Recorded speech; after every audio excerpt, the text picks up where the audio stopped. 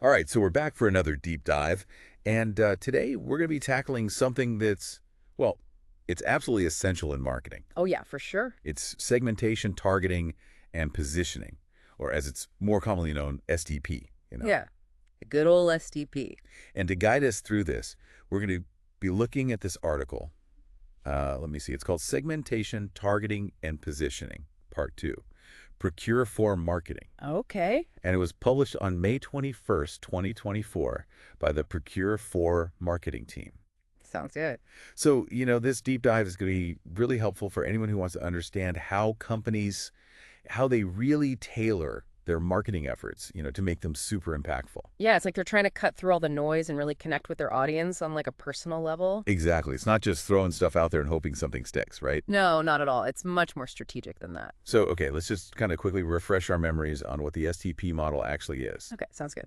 I mean, we know it involves segmenting the market, then choosing the right segments to target, Yeah. and then positioning the brand to really have the biggest impact. But, it's amazing to me how these seemingly simple steps, they can actually make or break a company. Oh, yeah, absolutely. I think what people sometimes miss is that each step really builds on the one before it, right? So you start by understanding your market, really figuring out who's out there. Right. And then you zoom in on the most promising groups, the ones who are most likely to be interested in what you're selling. Okay. And then finally, you position your brand so that it really resonates with them specifically. It's like a chain reaction. Yeah, exactly. A strategic chain reaction. I like that. And, the article uses this example of a fictional global coffee chain. It's called StarBeans Okay, like it. to illustrate all of this. All right. And so they identify these three distinct customer segments, and I think they're pretty interesting. They are the morning commuter, Okay. the college student, hmm and the freelancer. And I found it really interesting that they chose to really hone in on the morning commuter. Right, right. And I think there's a good reason for that. I mean, it's not just because they need coffee. Yeah. Think about it. The morning commuter, they are like a gold mine for a business like StarBeans. Okay, I'm listening. They're creatures of habit. Yeah, it's true. They need that quick and reliable caffeine fix on their way to work. Every day? Exactly, every single day. And that means they're much more likely to become repeat customers. That's a steady stream of revenue. Exactly, a reliable source of income. So that's why their loyalty program with those early bird discounts is so smart. Oh, yeah, for Because it's not just about offering a deal. Right. It's tapping into that predictable daily need. It's making StarBeans a part of their routine. They're not just selling coffee, they're selling convenience, they're selling consistency. And that's super valuable to a busy commuter. I could definitely see that. Yeah. Okay, so now let's talk about positioning. The article uses the car industry as an example. It talks about how luxury brands, well, they focus on status, Mm-hmm. and economy brands highlight affordability. Makes sense. But how does a brand like StarBeans position itself? I mean, they're not exactly a luxury experience, but they're not just a cheap caffeine jolt either. Right. And that's where really understanding the nuances of your target audience becomes super important. Okay. So StarBeans, they're aiming for that third place concept. Third place, okay. Yeah. That comfortable space between work and home. Oh, I see. They're targeting people who don't necessarily want to linger in a loud, crowded coffee shop. Yeah. But they're also not looking for a purely transactional experience either. It's like they're competing with the office or even the home in a way. Yeah, in a way. And I can see how this is reflected in their design, their music, even the marketing messages. Absolutely. It's all about creating that inviting atmosphere. Yeah, and that's crucial because it allows them to tap into a deeper need, that desire for connection, that sense of community. Especially these days when people are, so often glued to their screens. Totally, that sense of belonging, it really resonates. Okay, so the article also delves into the sneaker industry. Right, sneakers. It shows how brands like Nike, Adidas, and Puma, each of them takes a slightly different approach to STP. Interesting. And what I think is so fascinating is how even within a single product category like sneakers, Right. there's so much room for differentiation. Yeah, and it all boils down to understanding who you're talking to and what it is that they truly value. Okay. So, for example, Nike, they target athletes, fitness enthusiasts. Mm. They focus on cutting-edge technology, performance. Makes sense. Because they know their audience. They're driven by pushing limits, by achieving their best. Right. So their marketing needs to reflect that. It has to speak to their goals. Exactly. And then you have Adidas, who really mastered that blend of sports and style. Oh, yeah, Adidas. They're speaking to, like, a younger generation. Yeah. Who want their sneakers to not only perform well, but also to, like, make a fashion statement. Absolutely. They need to look good while they're doing it. And it's not even just about aesthetics. Right. They collaborate with artists, designers. Yeah, they're tapping into that desire for self-expression. Individuality, yeah. Exactly, which is so central to their target audience. And then Puma, they've really carved out their niche by targeting trendsetters. Okay, Puma, trendsetters. People who really value versatility and style, you know. They're not just selling shoes, they're selling a lifestyle. An attitude, yeah. It's like saying, our sneakers, they can take you from the streets to the gym to a night out. And you'll look good doing it. Exactly, that's the key.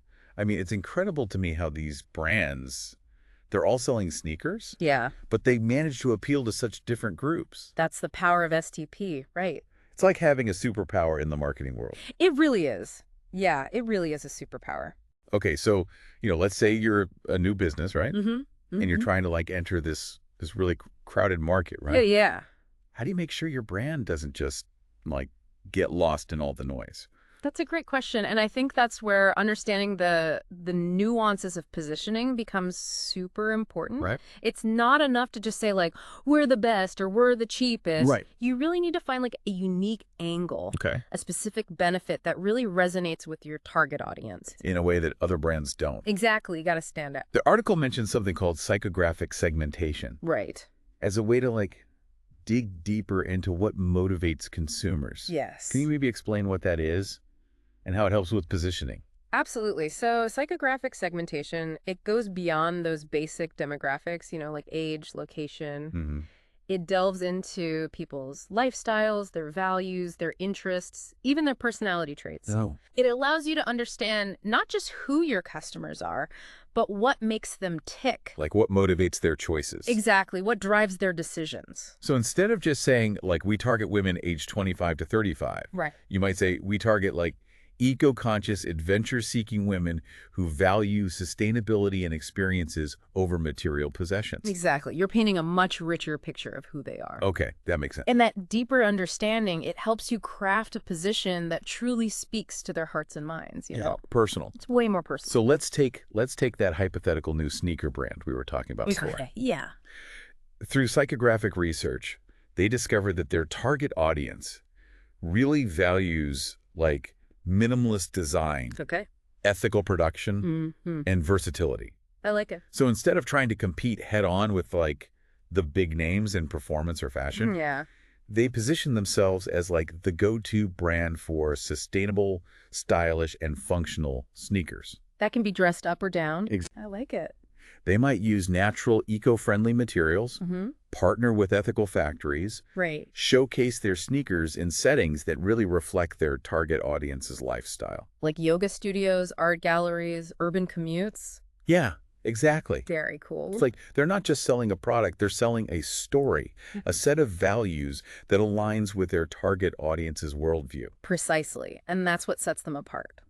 They found their niche? They found a specific need that isn't being fully met by anyone else. Okay, so let's talk about the, like, practical side of things. Right, practical. Beyond the, the creative aspects of all of this, like, why should businesses really care about STP? Well, one of the biggest benefits is increased marketing ROI. Return on investment. Exactly, because by targeting specific segments, you're not wasting resources on people who aren't likely to be interested. You're not just, like, throwing money away. Exactly. It's like using a precision tool instead of a sledgehammer. So a small business with a limited budget can really make their marketing dollars go further. For sure. It's about working smarter, not harder. And that efficiency, it can extend to other areas of the business as well. Oh, absolutely. I mean, by knowing who you're serving, you can make better decisions about product development, inventory management, even customer service. Totally. It's like having a clearer roadmap for the entire business. For everything.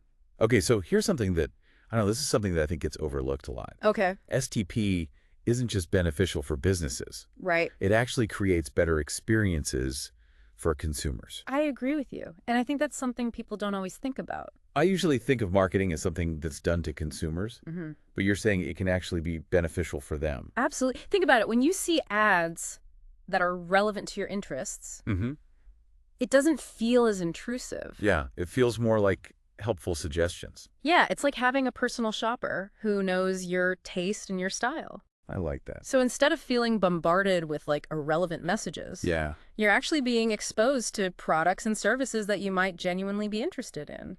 And when you find a brand that like truly gets you, that understands your needs, Yes. you're more likely to become a loyal customer. Totally. It builds trust. It's like that feeling of being seen and understood, Exactly. not just treated like another number. And that's the beauty of STP. When done well, it creates a win-win for everyone involved.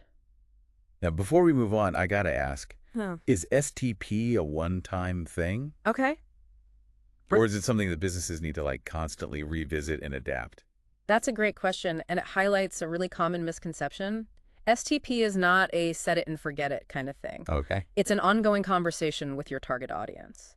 So even if you've done all your research Right. and like you've nailed your positioning initially, you need to stay agile. Yeah, you got to be ready to adapt. It's like tending a garden. I love that analogy. Yeah. You need to constantly like prune the dead branches, adjust to the changing seasons. Exactly. Your audience's needs might evolve, competitors might pop up. The market landscape can shift. You got to be ready for anything. So it's really all about staying relevant. Yeah, keeping that connection strong. And that leads us to the final and I think maybe the most crucial element of successful STP, which we'll get into in the next part. So we've talked about really understanding your audience, right? And like targeting the right segments and crafting this, unique position. Yeah. But it feels like there's still like a piece missing. That like special, something that elevates a brand from just being known to like being truly loved. You know what I mean? I know exactly what you mean, and I think that missing piece, it's the power of storytelling. Storytelling, huh? It seems like that word it's everywhere these days. It is. But how does it actually apply to marketing, especially in this whole context of STP? Well, it's about weaving a narrative, right, that goes beyond just listing features and benefits. It's about connecting with your audience on like an emotional level, Okay. tapping into their aspirations, their values, even their fears. So it's not just about what you sell, but like why you sell it. Exactly. What's the story behind the brand, the people, the product, all of it. Exactly. And when you tap into that deeper level of meaning, you create a connection that goes way beyond just a simple transaction. It's more than just buying something. It is. Think about the brands that you're like truly loyal to. Yeah. Chances are there's a story there that like really resonates with you. A set of values that like aligns with your own. Absolutely. Like that feeling you get when you watch a movie or read a book that really moves you, Yeah. You connect with the characters, you feel their emotions. You're invested in their journey. Yeah, exactly. And that's what storytelling can do in marketing. It can create that same kind of connection. Turn those casual consumers into like passionate advocates. Okay, so can you give us an example of how a brand might like actually incorporate storytelling into their STP strategy? Sure. Let's go back to our sneaker example. Okay, sneakers. That new brand we talked about, the one targeting eco-conscious consumers. Right. They could just say, our sneakers are made from recycled materials. Okay. But that's just, that's just a fact. It's not very exciting. It doesn't really grab you. No, not really. Now imagine if they told a story about the journey of those recycled materials, Okay. Show how those plastic bottles are collected from oceans and landfills, and then they're transformed into these high-performance fabrics. Oh, wow. They could even highlight the people who are involved in the process, Okay. Show the positive impact their business is having on communities around the world. Suddenly it's not just a shoe. Right. It's like a symbol of sustainability. Exactly. You're not just buying a product, you're like joining a movement. That's the difference between just giving information and really connecting. Okay, so the article also talks about how StarBeans uses storytelling Right. to reinforce their positioning as that third place. Yeah. And it mentions like these heartwarming stories of customers, finding love or inspiration in their cafes. But isn't that a little cheesy? I mean, it's just coffee, right? Well, think about it this way. Oh, wait. People don't just go to StarBeans for the coffee. Right. They go for the atmosphere, the community, the possibility of connection. Okay. And those stories, even if they seem a little sentimental, they tap into that deeper human need. They're saying StarBeans is more than just a place to grab a caffeine fix. It's a Exact. place where things happen, Where lives intersect. where stories And unfold. they're inviting their customers to be a part of that. So as we wrap up our deep dive into STP, it seems like storytelling is that key to unlocking this next level of connection with your audience. It's about adding that human touch, that emotion, that authenticity. It's about creating something that resonates on a deeper level. And it all starts with understanding your audience. Their values, their aspirations. The stories they want to be a part of. So the next time you're checking out a brand, ask yourself, what's their story? Yeah. And how are they inviting me to be a part of it? If you feel a connection, if you're drawn in, they're doing something right. And that's the power of segmentation, targeting, positioning, and of course, storytelling. It's about creating a brand that people don't just buy, but believe in. Until next time, keep diving deep.